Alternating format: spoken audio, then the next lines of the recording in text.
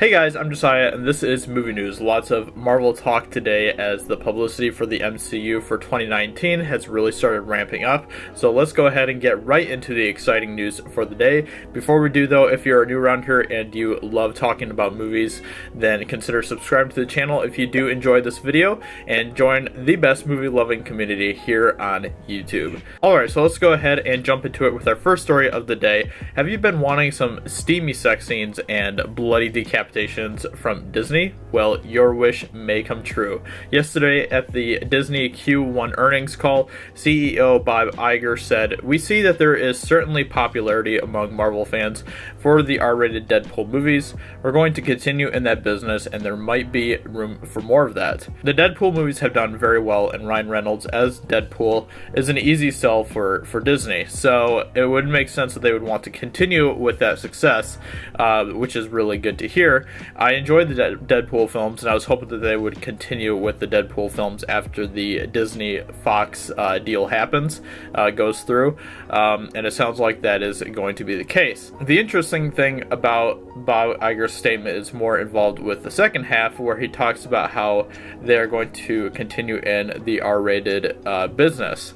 This could mean we might be getting more Marvel films that are R-rated, which would be fine with me, as some of the Marvel characters are more suitable for an R rating than they would a PG-13 rating. So let me ask you, what Marvel characters would you like to see receive an R-rated adaptation? Let me know in the comments below.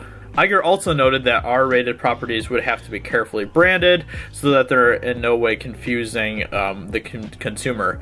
So this may potentially mean that Deadpool would continue but would not be a part of the MCU, which would be interesting. I think that they could easily do a thing where the MCU characters show up in Deadpool, but Deadpool doesn't show up in the MCU, so it kind of keeps that barrier.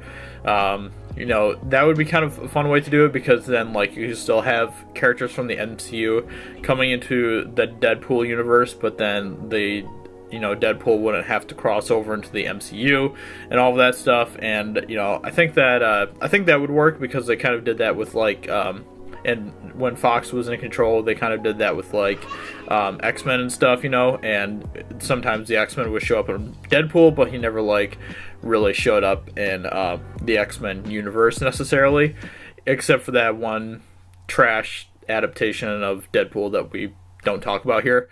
Moving on to our second news story of the day, the reactions for the early test screenings of Avengers Endgame have been great, according to the Russo brothers. When asked about where they were with the runtime by Collider, Joe Russo replied, "We're still at the 3-hour mark," which is actually just crazy. I believe that this would make this the longest comic book movie to date. The only one that I can think of that might come close is Watchmen, but I can't remember. I don't think that was quite at 3 hours, but I could be wrong.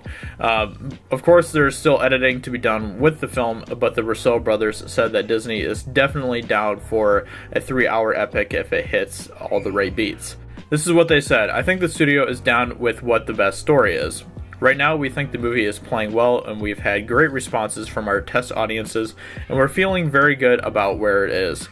We're still doing work on it. We're not done with it. Again, this is a culmination film of 22 movies. It's a lot of storytelling that to work in. Emotion is an intrinsic part of that to us. When you have to tell a really complicated story and you want strong emotional moments with the characters, it just requires a certain amount of real estate. This one in particular feels like 3 hours worth of real estate.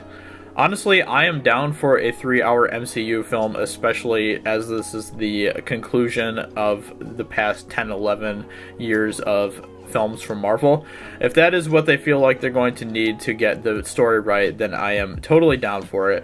Besides, this is only about 20 minutes longer than what Infinity War was, so that really isn't all that bad. But let me know in the comments below, what do you think about the 3-hour Marvel film idea?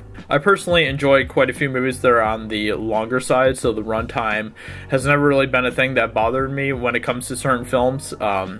So yeah, obviously it just depends on the film and all that, but I think that there is enough story and characters that they could easily make this 3 hours and it wouldn't feel like it was a drag. Alright, to end off this video with our last news story bit, Boss Logic, if you don't know who he is, definitely check him out on social media.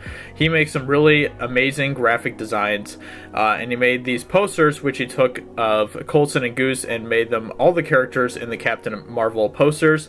I have to admit, I'd be way more hyped for this than the current Captain Marvel film.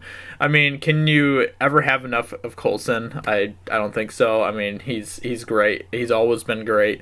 And Goose has proven to show more personality on his face than Brie Larson does as Captain Marvel, so yeah, I'd be hyped if this was the actual movie, to be honest.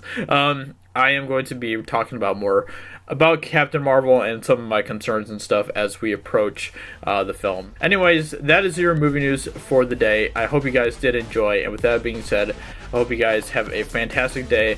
Subscribe if you are new. I hope you guys did enjoy this video. And with that being said, I will talk to you very soon in another video. Talk to you later. Bye.